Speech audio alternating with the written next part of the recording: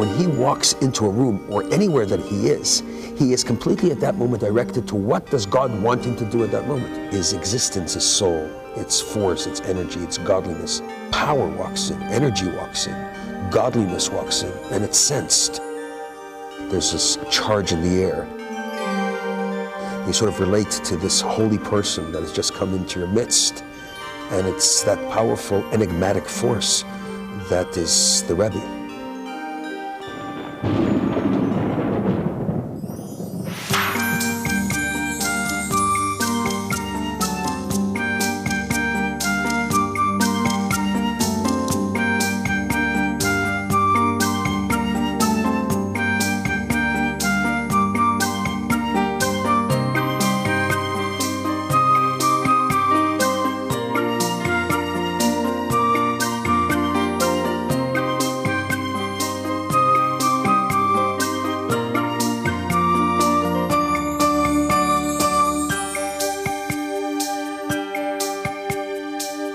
Well, the first impression that I remember is the eyes of the rabbi. Blue, penetrating eyes that express wisdom, awareness, and deep penetration. Here it was spiritual leader, even though he had the practical approach, especially when we discussed the importance of Jewish education.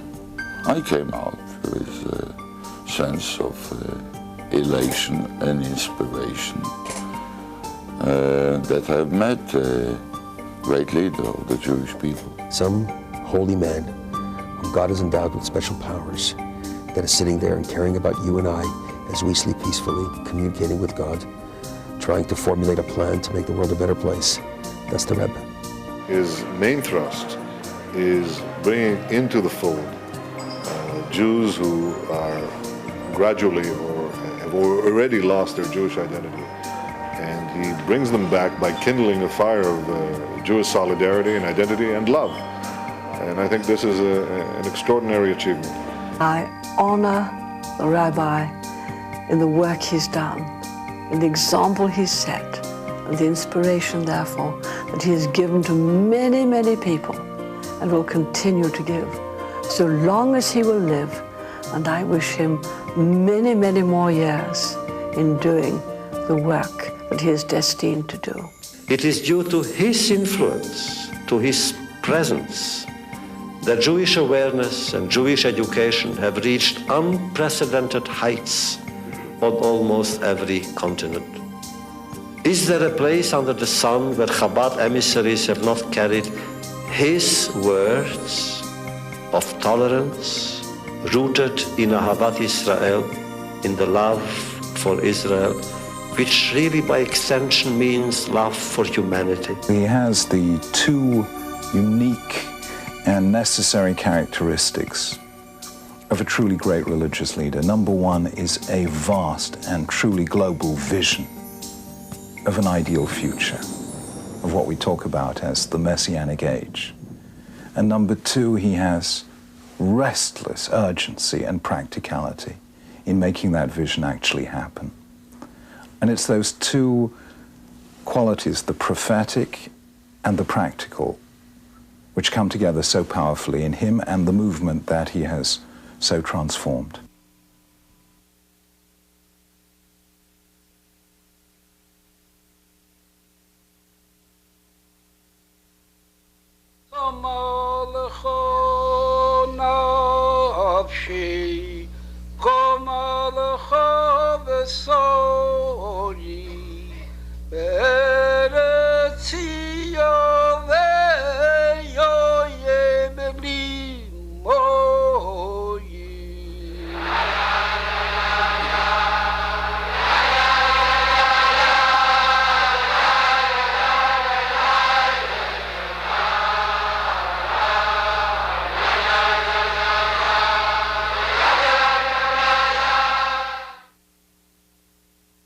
The Rebbes who preceded the Rebbe lived for the most part either in Lubavitch or in larger cities in Russia. And therefore, though they were very influential and looked up to by Jewish people all over the world, their influence was somewhat limited by the milieu and the topography of where they lived. The instant media did not exist in those times, and various pronouncements of the Rebbe would not circulate the world as they do today instantaneously. The Rebbe's administration has been here in this country, in New York, really at the vortex of world activity, and the conglomerate of institutions that he has built over the years are scattered around the globe, so that he is capable today of saying something, and it is heard and recorded and studied instantaneously in communities all over the world. And people listen to what the Rebbe has to say. They look toward the Rebbe's pronouncements in communal matters and Jewish matters and world events, current events. For many, many generations, there was not anybody that had this capacity of leadership, which means the insight and the foresight, the seeing what the problems are and foreseeing what has to be done. In fact, we had a great number of scholars, all levels, but we didn't have enough leaders. Historically, in terms of our own generation, I mean, people are not used to that kind of relationship with a Rebbe. In Europe, that relationship with a Rebbe was very common. I mean, many people had Rebbes. And historically, in the past, there were such relationships, such as Moses, Isaiah, Joshua, the various prophets in every generation, the various leaders in every generation. However, in our own modern times, because of the tremendous dissipation of the Jewish people, the exile, the disbursement of our people to various countries, and growing up, so to speak, with a rabbi-teacher image rather than a Rebbe image, that kind of a relationship indicates one that's more relatively comfortable with us, one that can relate to our everyday experience, because that person is an everyday kind of person. The Rebbe is not an everyday kind of person. His greatness is a comprehensive greatness. It covers so many fields, so many areas. He is primarily a religious leader. He's a great tzaddik. People believe in his personality as one that could really help Jews throughout the world. His prayers are considered prayers that have great influence with God. That's the belief of so many hundreds of thousands. You have just to be in New York on Sundays when people queue up by the thousand to look at his eyes and to get his blessing. He's a great religious leader. He's a great national leader, which means even non-believers, secularists, believe in his greatness, believe in his love of Israel, believe in his leadership. He is a social leader, which means he takes all walks of life, all Jews from all walks of life, as equal. He gives the treatment to every Jew as if he was the only Jew on earth. He gets interested in the smallest details of people who write to him. He gets letters by the thousands, by the tens of thousands.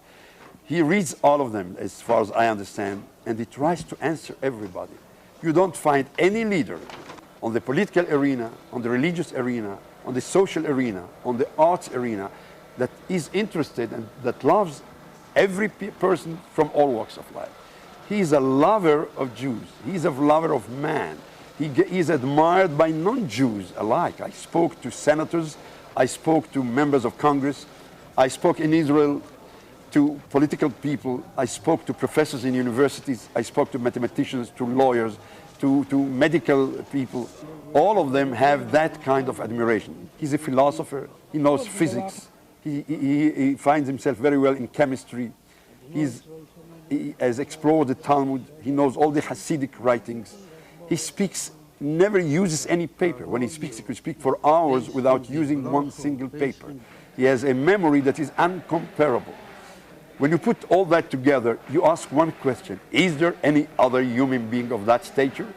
And you close your eyes and try to see all the leaders you know about, all the leaders you read about, and you find that he is one gigantic person that goes in the same line like Maimonides of his time, was the greatest posek, the greatest philosopher.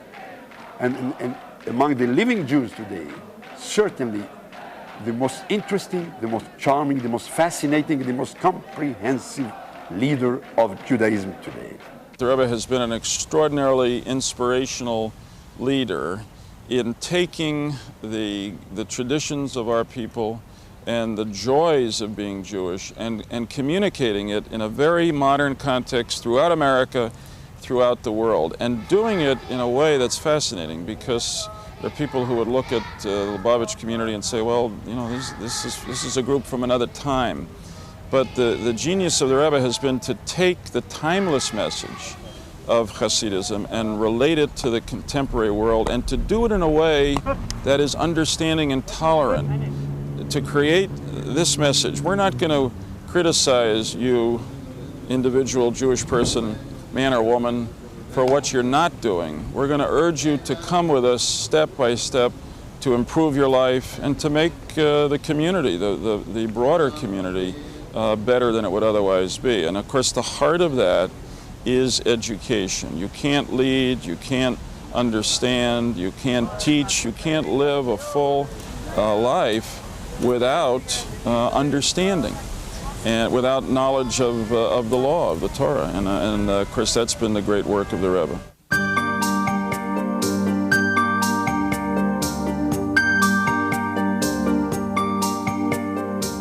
The Rebbe managed to hide himself. Other Rebbes managed to hide themselves from the world in general, but at least for Hasidim they were revealed. The Rebbe managed to hide himself even from the closest people. Well, the Rebbe Shlita was born in 1902, in spring 1902, in the city of Nikolaev in Ukraine. There his grandfather was the rabbi of the city. The Rebbe's first few years was in Nikolaev. Till about 5-6 years later, his father was nominated to be the rabbi of the large city of Dnipropetrovsk. Then it was Yekaterinoslav. So they moved there. So in the next couple of years, Rebbe Shlita was living with his parents in Dnipropetrovsk. He was a very, very quiet person. He wasn't a leader of the gang of children. He was, in fact, always, if you want to call it, almost a loner in the fact that because he was so into what he was studying and what he was doing. It wasn't until the early 20s that he, in fact, even came to see the previous Rebbe. There's a book which is called Hayom Yom. It describes the life story of each one of the Rebbes of Lubavitch, the 7 Rebbes, very in brief. About the Rebbe, it says he was born on the 11th day of Nissan in the year 1902. Then the next thing is when his wedding was. In between, there's a few words which say everything about the Rebbe. Loimet bishkeita atzuma umatzliach. He studies assiduously with unbelievable fervor umatzliach, and he succeeds. And it is known that the Rebbe in his childhood was already writing letters to the biggest scholars at that time, and they always thought they're talking to a big rabbi. They didn't know this was a child. He was a tremendous scholar. He was definitely a prodigy. He, as well as his brother Aryeh, were in fact tremendous minds, and they were known throughout the city as being incredible people. The Rebbe's brother and the Rebbe would compete with each other in various different things. One of them, they would love to learn languages. So the Rebbe would have an English dictionary, and he would try to see how many words he could learn from the dictionary and understand the meaning and learn them quickly. And they would compete with each other, and it was like a brother type of rivalry. It's well known that the Rebbe does speak, in fact, many, many different languages. In general, there are 3 periods in his life. The period when he was completely closed in himself, people didn't know much about him. He used to be mostly in Dnipropetrovsk and studying for himself. Second one, when he was in the college, and the third one, when he came to United States in summer of 41. The Rebbe grew up in a house whose father was a great Kabbalist. So the Rebbe is not Kabbalist. He was very into the study of Kabbalah, Jewish mysticism, things relating to creation, names of gods, different compilations of words which have power and meaning, and basically explaining a lot of different events which take place between angels and different souls, mystical type of studies. So it's important to note that the Rebbe, even as a child, was surrounded by this type of education, not only of learning the Talmud, and not only of learning the things which he learned in Cheder, but in fact he was surrounded by a father who would speak often very, very lofty concepts which most people wouldn't speak. Inasmuch that we know about Bar Mitzvah, the Rebbe knew already the whole Talmud by heart. The Rebbe has never discussed any of this. When he was about 15, 16, there used to be the period when the government forced debates between the Yevsektia, the Jewish department of the communists, and the religious Jews. So his father sent him to stand as his representative by the debate. We knew he's a holy man, he's a great man, but not to take away his time. If you talk to him, you take away his time. So he wouldn't take away time of his learning. If he talks to somebody for 5-10 minutes, we take away his time from sleeping. A perfect gentleman, very, very humble, very extremely humble, but radiating with Torah and with everything. Now the reason why the Rebbe never let anyone know anything about his personal life, I would say, because this is what it says in the Torah in Parsha Behaloischa, V'ha'ish Moshe Anav Me'od Mikol Ha'adam Asher Al Pnei Ha'adama, which means Moses was the most humble person on earth. That same Moses, that he took out the Jewish people out of Egypt, he is the one that went up on the mountain of Sinai, and he was 120 days in heaven, and he brought down the Bible to the world. He could be the leader of the world only one way, if he is humble. Even though officially Reb Levi Yitzchak, his father, was the chief rabbi, but when the Rebbe was here, he was really taking care of the situation. Chief rabbi of a city, it's not only sitting in the house and answering questions. It's a leader of the community. And it's the connection with the city government, and it's a connection, a political, it's political work. He was really helping his father in the work when he was already 15. Everybody that knew him was very impressed. When the Rebbe got married, the greatest giants, Talmudical giants in Poland, came to the wedding. This was very well known in all of Russia. His father was a great man, the Rebbe's father, and the Frierdiker Rebbe knew very well all about the Rebbe as a child and as a young boy, and I'm sure that that's what led to choose him for his daughter. The Rebbetzin, being a very, very brilliant woman, I'm sure recognized the Rebbe's brilliance right away, and I'm sure that this was just the most wonderful thing to her to know that she's going to have such a wonderful husband. She knew the greatness of the Rebbe, probably more so than any other woman in the past, because she herself was the daughter of a Rebbe. Instead of being devoted to being a wife, to be happy for herself and having whatever she needs for herself, she never detracted from anything that the Rebbe would have to do for the Hasidim, for the rest of the world, because of her own self. It's not for us to even question why God did not grant them an offspring.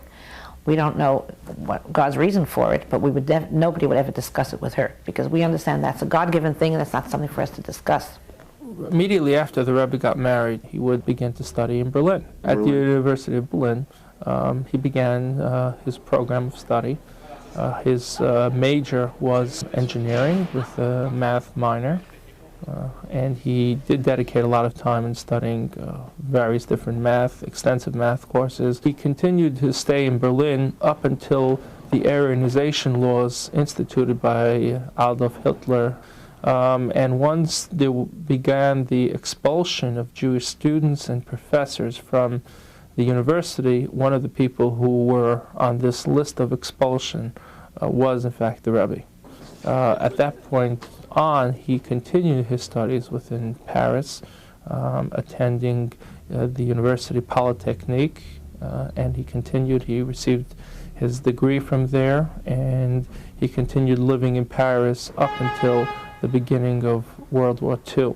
When Paris came under threat of attack, the Rebbe then relocated from Paris and then went to Nice and then to Marseille, and from there he eventually made his way to the United States. In the same period, his father-in-law says to his office, hundreds and hundreds of letters that I write, if they are meaningful letters, write him a copy, because he is supposed to edit everything that is being printed in Warsaw and at Wotsk. So he was sitting in Berlin and editing everything, all in the same time that obviously we would expect him to sit and study in school. So we see that the whole concept of school was just a little part of those days. He went to college, I guess, because as the previous Rebbe wanted that he should have the degree that when he will have to use it for Torah purposes, nobody should be able to say, you don't know what you're talking about. The Rebbe had all these degrees. He amassed a master's degree in engineering. He worked in the Brooklyn Navy Yard for a period of 3.5 years. This was due to the fact that he was a new immigrant here in the country, and we were in wartime, and everyone had to contribute in some way. The Rebbe's work was considered classified. He used to come home on the subway, and he had where his office is today. He had his own the Machne the office was over there then. And we used to work there until late at night, almost every night. All the activities of Lubavitch, the network in all the cities, he started running right then, right in the beginning of 1942. There was just a little yeshiva here, so when the Frierdiker Rebbe decided that this activity must go on in all the cities, he would call in Bochum in the age of 18, 19 and say, you cannot think only for yourself, you have to go out and settle in a city somewhere. So that was, in a certain sense, the beginning of the activities of his being a Rebbe. He was staying in contact with all these people that was sent to all the cities. And they stayed there till today, and they're still there. Some of them have already passed away, and they lived their whole life there, running schools. This was just the beginning, and the foundation of these new activities. And then, after the Rebbe took over, he was sending not only young people alone, but especially after the marriage, he would send couples to cities, and that's how we have thousands of them around the world now. It's not only in the United States, all over. But the foundation was in that 8 years between 1942 and 1950.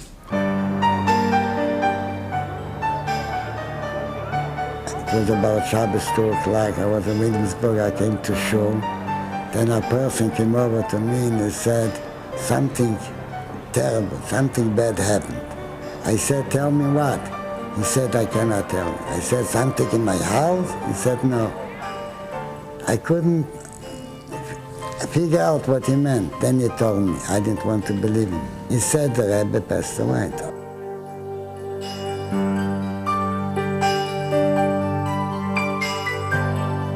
We couldn't see anything. It was thousands, maybe 10,000 people were Eastern Park was full from Kingston Avenue to New York Avenue. We couldn't go. It was a very big crowd from all kinds of Jews, Hasidim, other Hasidim, Rebbes, Rabbonim came. Till Bedford Avenue, they carried him on the shoulder. Then from Bedford Avenue was cars and buses. The Rebbe's demise was like the sun just unexpectedly setting not in time at all. But at the same time, everybody felt that there is a successor. This is the Rebbe. The only one who didn't accept it, in fact, was the Rebbe. He was against it. The Rebbe started saying he has no horaot, no special instruction for that. In other words, that the previous Rebbe did not give him any instructions. This was going on for quite a while. We had meetings, and I said, let's ask the Ramash, we called him. Let's ask him, he should just say a Maimah Hasidah. Maimah Hasidah is a Hasidic discourse, which the Rebbe said. And when he will say it, we'll all stand up, which we do only by the Rebbe and so on. He didn't want to do it. He said he has no instructions for it. He's not voted for it. He has no instructions for it, and that's it. It was very serious about it. He certainly did not want to take it. And it came to a stage that he told one of the eldest Hasidim that if they'll bother him too much, he'll run away and people will not know where he is. But what we decided is that we went on the Ohel, on the grave of the previous Rebbe, and we put a note, we read a note that we remained like sheep without a shepherd, and we all see that the proper person is the Rebbe's youngest son-in-law, and he says that he doesn't have any instructions. So if instructions is needed, he should get the instructions. After that, never heard from the Rebbe anymore this excuse, never. He actually started immediately answering questions, giving advice and so on, and there was immediately miracles in the answer of the answers of the Rebbe, immediately. But he didn't, officially, they wouldn't accept it. It lasted practically close to a year, because in the following year, on Yud Shvat, the Rebbe already was the Pabrengin, the Rebbe said already a Maimach Hasidis, and so on. The Rebbe and his wife told him, how can you see that 30 years of self-sacrifice of my father, my saintly father, should go in vain? The previous Rebbe was the leader for 30 years.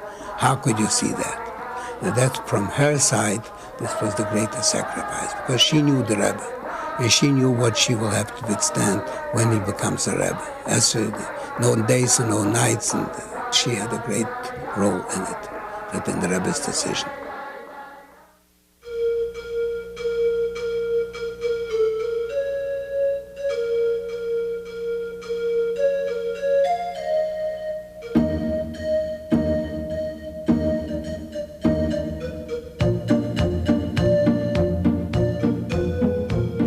Because Rabbi Schneerson was born in a unique era in which, when he became Rebbe, it was during the crisis of World War II and the Holocaust era, and when so many Jews had just been destroyed. He knew that something had to be done to bring together the remnants of the Jewish people after the Holocaust. And so he knew that Jewish education was very important. And so then the media developed at the same time, the electronic media.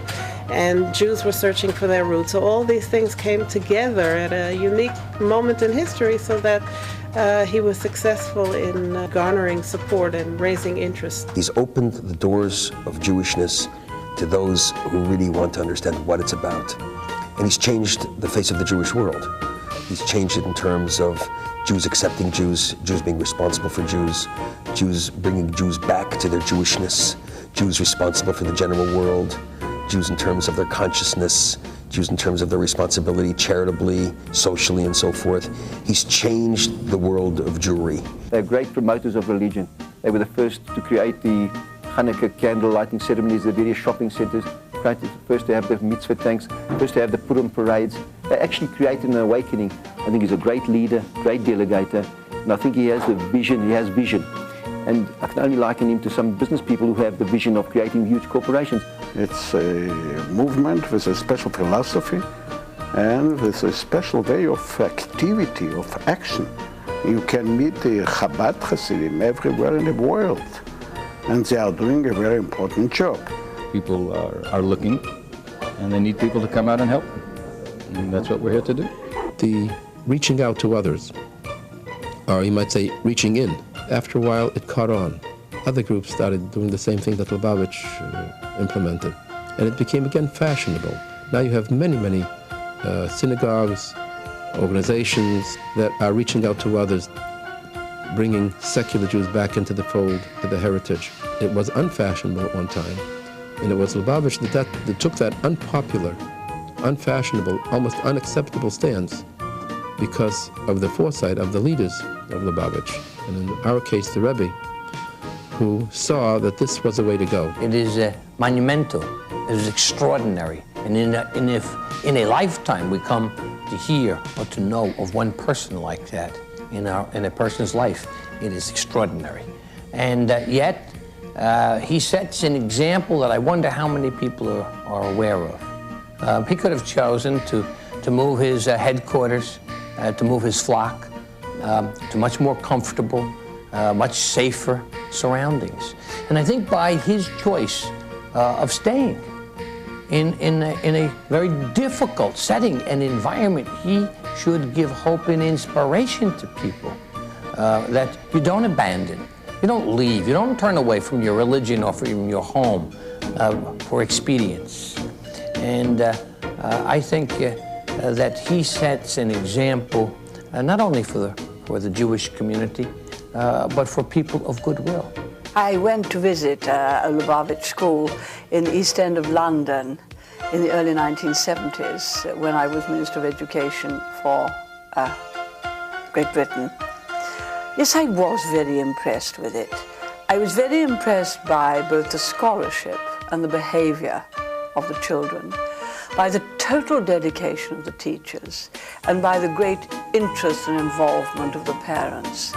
And it seemed to me that that gave one almost everything one needed in education, because what they were being taught was everything that's good, everything that is founded on a strong moral basis, and personal responsibility.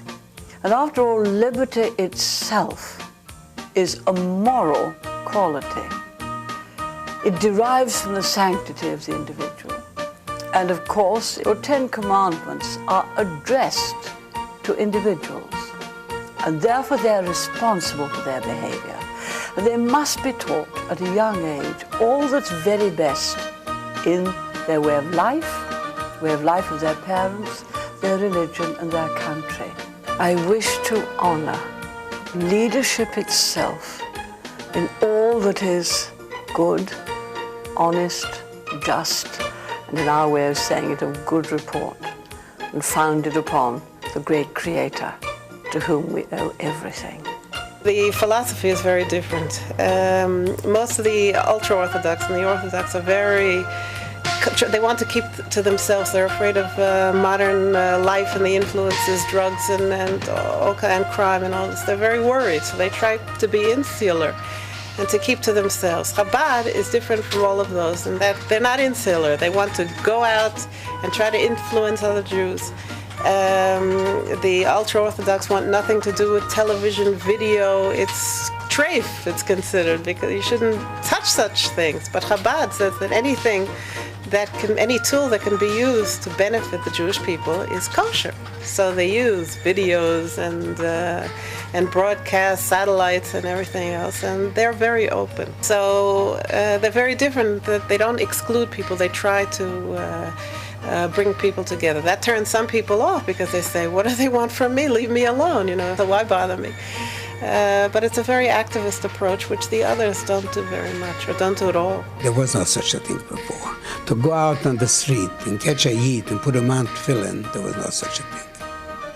Although the previous Rebbe spoke in the same manner, but to make a campaign to go out on the street and get people to put on tefillin, it looked, even to some Hasidim, it looked strange. These young people that had to go out on shlichut, had to go out to all the furthest places, it was a great sacrifice. It wasn't before there was somebody, if the previous Rebbe wanted to send somebody, he would go. But it wasn't natural. It wasn't natural. Here it became a natural thing. It became the wish of every student to become a shaliach, to go to a place where you would suffer materially and spiritually, ready for any sacrifice, only to go in the shlichut of the Rebbe. This spirit that the Rebbe brought in, it wasn't a coach. He didn't coach it. As a matter of fact, he didn't even say to a shliach, "You go." He just spoke about it, and the shluchim themselves came and offered themselves. What's difficult, but when you know why you're here for, makes life easier. When you know who sent you, and you see results of your work. You see the appreciation of the people, the appreciation of the Rebbe, the appreciation of the old people you take care of and the kids you teach, and the people of the city. This is what keeps us going, the fruits that we see. I was a bit afraid when I came. We didn't know anything, we didn't know the people, we didn't know the language, we couldn't even say hi, goodbye.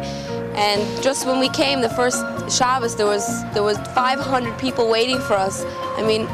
how could we resist? My husband made the kiddush, I lit the candles. People never saw this before, and just the fact of bringing something back to them which they haven't seen for 70 years. And as we go on, we meet more people, and more people come to school, and we have a mikveh, and we have all these things, and I feel like I'm doing something, and I just can't leave them.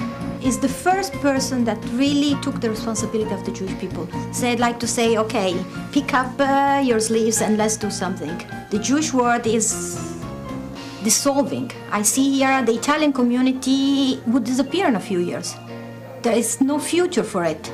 And I think that if we don't come here and really give a big push to it, there would be no future for them. To find the fabric of Jewish identity fraying at the edges when we have a Jewish state, when we have the possibility of coalescing ourselves, that is a particular kind of tragedy. And what the Lubavitcher movement has been doing under the leadership of the Lubavitcher Rebbe has been to stop the fraying and to bring Jews back into the fold. And I was particularly impressed with that. I value it enormously. In this city, we really came to a desert. There was nothing. We didn't only bring in Yiddishkeit, Judaism, to the people. We brought them happiness. People were not happy. And we explained to the people that one of the biggest mitzvahs is to be besimcha, to be happy. And we bring them simcha and happiness. We're not making everybody religious or everybody Hasidim, but each one of them should just make another mitzvah. There's action, there's not a lot of talk. They do things. Well, they have villages and centers to help people that need help, and people that are in trouble, they can turn to them for help. And in New York, they have centers there too to help people. In other words, an organization that helps. I've seen them active on university campuses in England, particularly in the remote campuses where people don't generally have much contact with Judaism as such, and where there aren't a deep concentration of Jews. So Chabad do tend to reach these outposts, and that's sort of very, very impressive. There are a lot of people out there that are lost or maybe on the fence and need that little bit of reaching out just to bring them in. And I think it's tremendous. And they've got the right attitude, they're fantastic people, the Lubavitch, and I think the way they do it is it's not too pushy, and they do let you be. They let you be comfortable with what you're doing and don't force anything. You're the one that takes the steps to go a little bit further all the time. The attitude is do what you can and you'll do a little bit more each time. We weren't at all religious, but we were always traditional Jews. And from being nothing, we've suddenly, my husband's Shomrei Shabbat, I'm trying to get to that. And my children are. I've got a son of 7 and a daughter of 5. And their favorite thing is to wake up on a Saturday morning and get dressed and come down to shul and see everybody and daven, and it's wonderful. It's really enriched our lives very much. What he's doing for Jews in all the world, he sends people, makes school like this in Moscow, in England, everywhere. So Jews, they're coming closer. They love each other, and it's great. Instead of spending Passover with their families at home, they go out to army bases and run a seder for soldiers. And soldiers are impressed by this dedication. They give charity, they are selfless. I know of many, many non-religious people who, when they see the smile of these Chabad people, they agree to do what they are asked to. You see them in the army. You see them during the war. You see them in the most dangerous places during wars, which means they are everywhere. And they believe that they are discharging a job which is to bring about the Hasidic Torah of Ahavat Yisrael, of loving people, helping them to understand their religion, helping them to bring them nearer to concepts and customs of Judaism. In the case of the Rebbe, he did take an interest in far more than the Orthodox religious, ceremonial and spiritual values. He was interested in seeing that the lives as lived in the real world were improved. And that I thought was quite unusual. By us giving advice in material matters is much more than giving advice in spiritual matters. Because spiritual matters is a question of knowledge. Material matters is a question of prophecy. If you take in the totality all those and absolutely infinite number of instances when the Rebbe advised people, save their lives, save their possession, gave them a possibility to achieve a goal in a much faster time than it would be normally achievable. That brings to a conclusion that we deal here, I would say, rather not with an outstanding person, but I use the term characterizing the Rebbe that he is not only an outstanding personality, not only an absolute unique human being, not only a righteous man and the best Torah scholar I ever could imagine exist, but he is a kind of a phenomena in this generation. You always realized that it was a person that, although he was very human in his approach to others, very realistic and very practical and very loving and caring, at the same time there was a dimension which is probably indescribable, that you felt greatness. And this continued to mount over the years, because the closer you got, the more distant you felt.